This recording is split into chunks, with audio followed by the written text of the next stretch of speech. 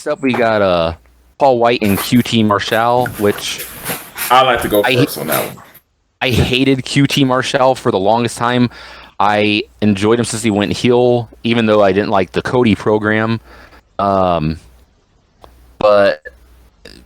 James, you said you wanted to go first. What are your thoughts on this one? I am going to say first, I like this match, and I hope it's just a 5-minute squash because that's what it should be. Because to me, if you're going to use Paul White, that's how you should use him. Do here, he just not opening match, but like lower the car, get the thing going, special attraction. Do the choke slam thing, and I like QT. He's a low tier heel. He tries to be serious. He does good mic work. It's just that's his role. I don't take him to be Malachi Black type heel levels. No. But for the lower tier things, he can be a thorn in someone's side. He can do his little things. I always pop when he does to put the diamond cutter sign on there because I'm like, he's he's the heel. He's the heel to work with, I think, younger guys coming in since let's face it, he's also an off guy. So having him work with guys coming up or legends like Paul White is the perfect way to use him. Exactly. And I know he's not the same, but I'm going to just say a WWE comparison. This is how I want Shane McMahon to be. You come in there, you talk stuff, but with Shane's going to be in the main event. Yeah. And we got to take Shane serious. Best in the world. Like that. Be best in the world, yes. Yeah. So this is how I feel like Shane should be in certain aspects, but that's what I like. He just come in, he just ruffle up a little things, he does a little program, and you move on. Simple as that. So you got winning this one, Paul White. I assume since you said it was going to be a squash. That's the messed up thing. On the one side, you think QT's gonna squash Paul White? No, I think they're gonna jump him or do some heel tactics and sneak in and win. Well, that's what I was gonna say with mine was they could either, since Billy Gunn turned heel, Billy Gunn could cost Paul White the match, or just have Paul White run through QT Marshall and he goes on to face Billy Gunn. Because honestly, let's face it, this is a paper. I think I'm going with Paul White winning this because there's going to be a lot of more eyes on this All Out, because All Out's going to be is basically their mania, and it's Labor Day weekend. People aren't working tomorrow. People might be visiting and watching as casual fans, and a lot of people are coming in because of CM Punk. People know Paul White. People know Billy Gunn. If you have Paul White run through QT Marshall tonight, and then you have Billy Gunn come out and just stand on the stage, people are going to be like, I know those guys. Those guys were from the Attitude Era. And then all of a sudden, they might have a hook to watch on Wednesday. Because let's face it, Paul White, this is Billy Gunn. If you have a great card tonight and you just have a simple angle for those guys setting up, it could be a thing where people are like, I really liked what I saw. Plus, it had familiar faces. I'm going to tune in on the next episode.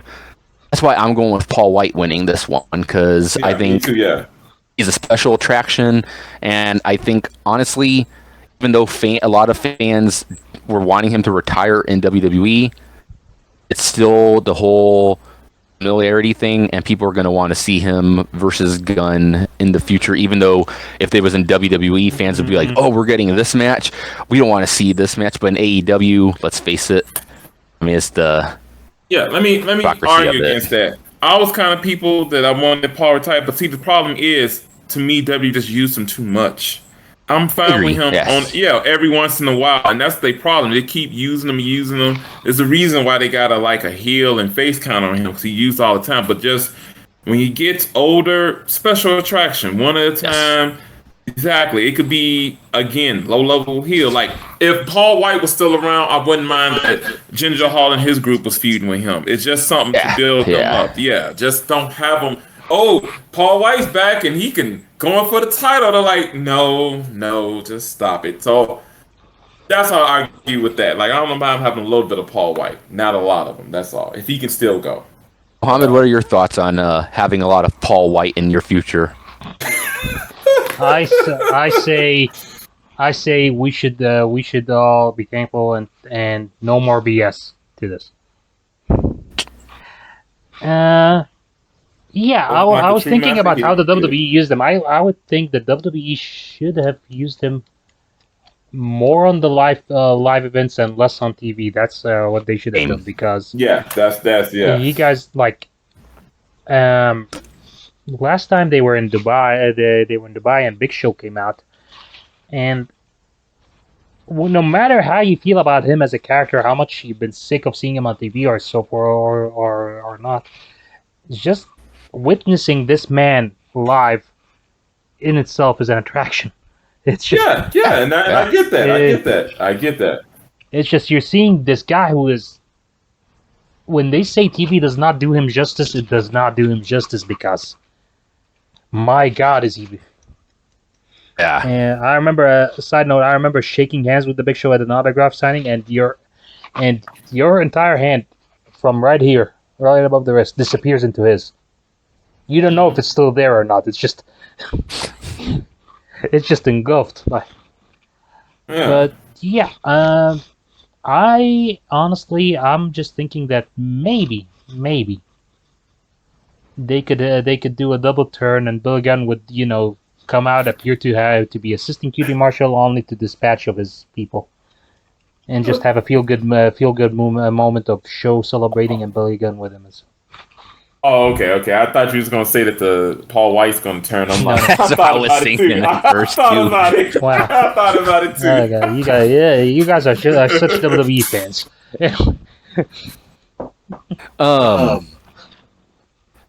But Jericho show's gonna win. Show's gonna win. All right. Sorry, Paul White's gonna win. Jericho and MJF we got.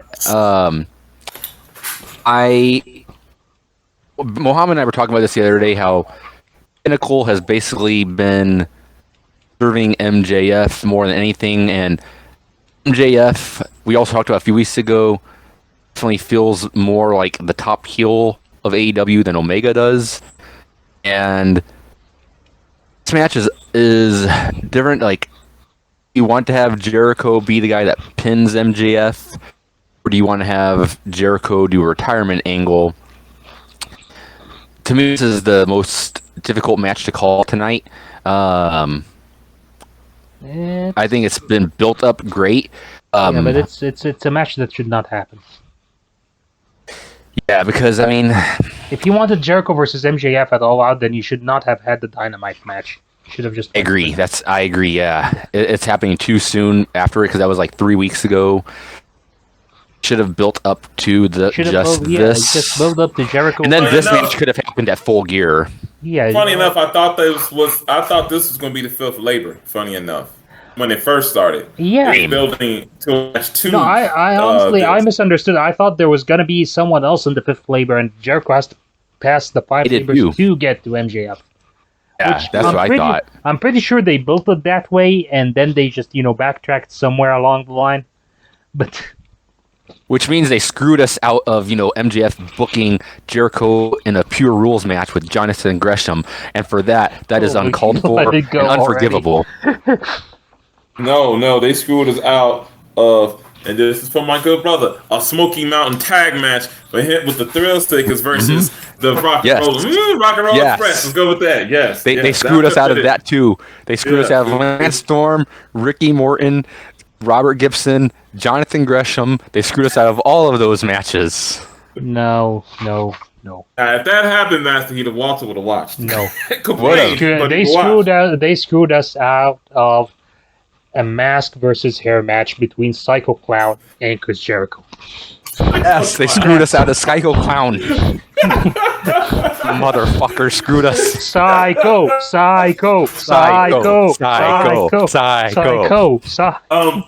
Go. I'm going to say this about this match. I'm looking forward to it. I like it, and I do get it. They could have prolonged it, but you're right. I can't call it because I could see Jericho doing a semi-retirement.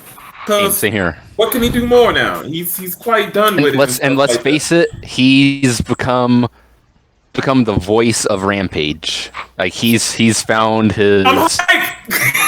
He fucking is. I mean, yeah. He's been on commentary for 75% of that show. more than that. He's basically the only commentator on it.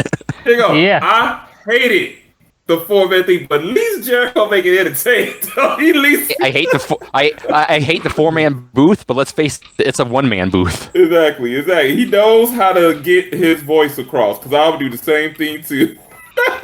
Yeah, I got it. That's how Mark Henry needs to learn. Yeah, of course, but it's acceptable. But it's acceptable because it's AEW. No, I don't see nobody. No, I'm not talking about you. I'm just talking about general. Yeah, general population out there is not gonna. Because I really, if you ask me who I get rid of course, I can't really say Excalibur because he's supposed to be there for a reason, but.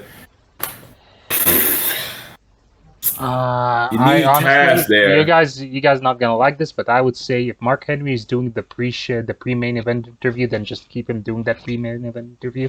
Agree. No, he's the one. He's the one I said he needs to be removed. It's just I couldn't think of anybody else to make it a 2-man team. Yeah, so you need Jericho too. Yeah, so like you said, it's the 4-man booth. It's Excalibur, Taz, Jericho, and Odyssey Jones, right?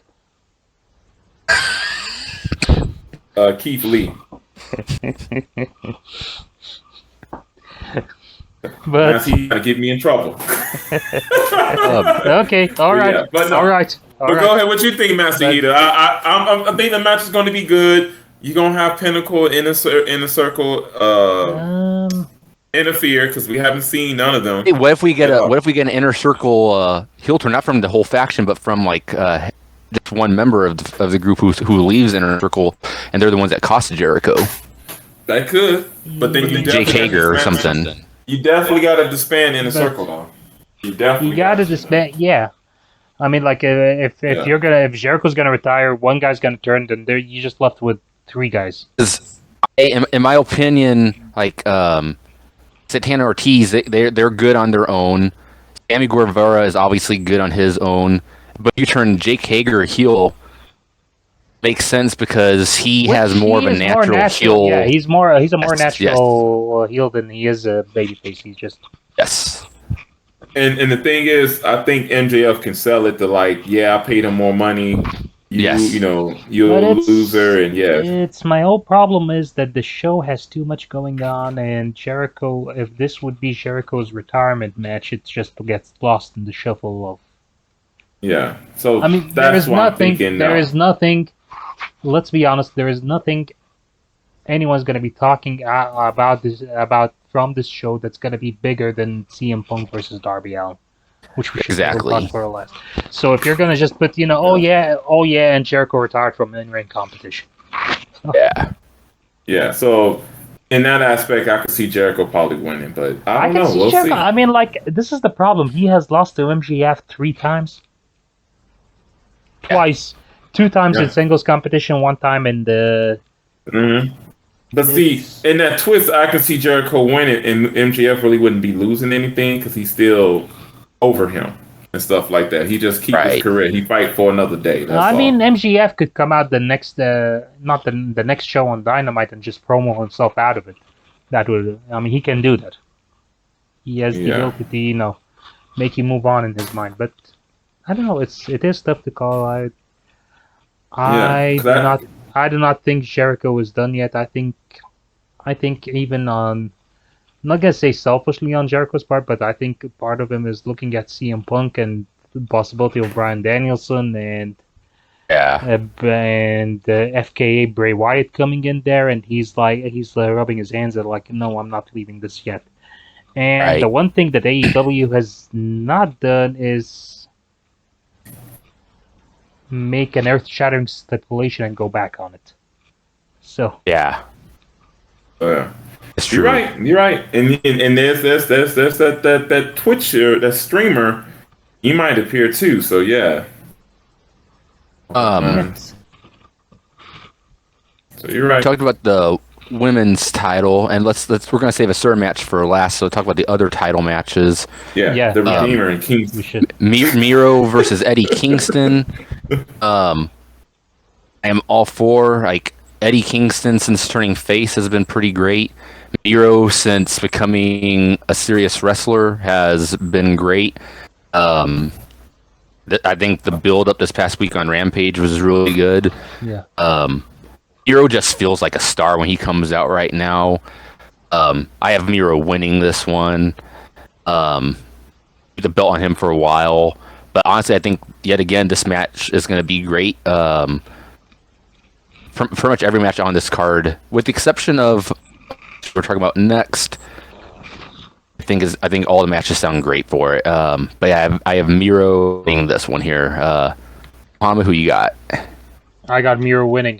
Now is not the time to take the title off him. Eddie Kingston could bounce back from a loss. It's just, Eddie Kingston's biggest asset is not his wrestling ability or the suplex or his fighting ability. It's his motor mouth, which he plays to perfection. So, and he's the grizzled veteran that is getting a shot on the main show for the first time ever. So it makes sense for him not to have the title. He doesn't need a title. Exactly. While Miro losing the title is gonna probably tank him a little bit. So him building up the title to something more special, which is honestly that title is in need of.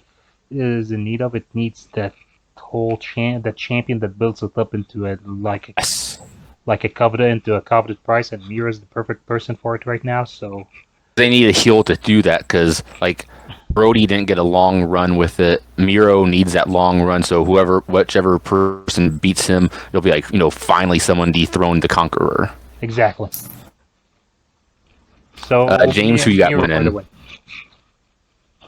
Oh, I'm going with the God's favorite champion with the hot wife. I love Eddie Kingston. Hey, on Rampage, they were cheering for Eddie Kingston. Don't get that in NWA. But anyway, they liked the studio audience did like him in the NWA, but they did not give him as warm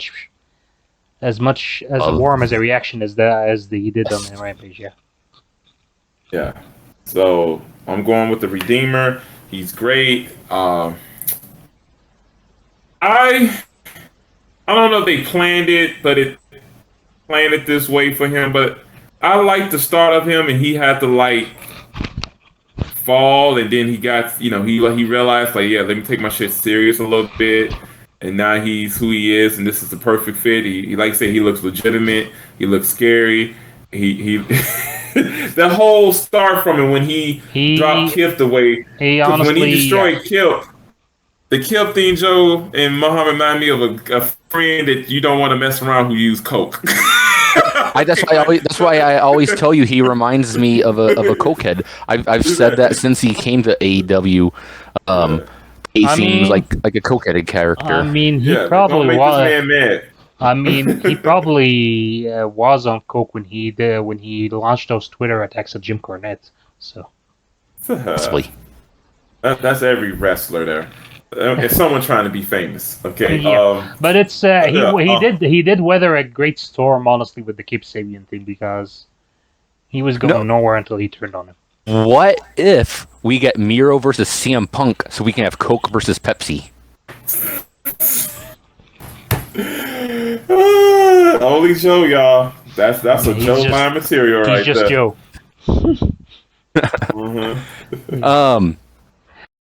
Thank you for joining us on the Outlaw Macho Drive-In.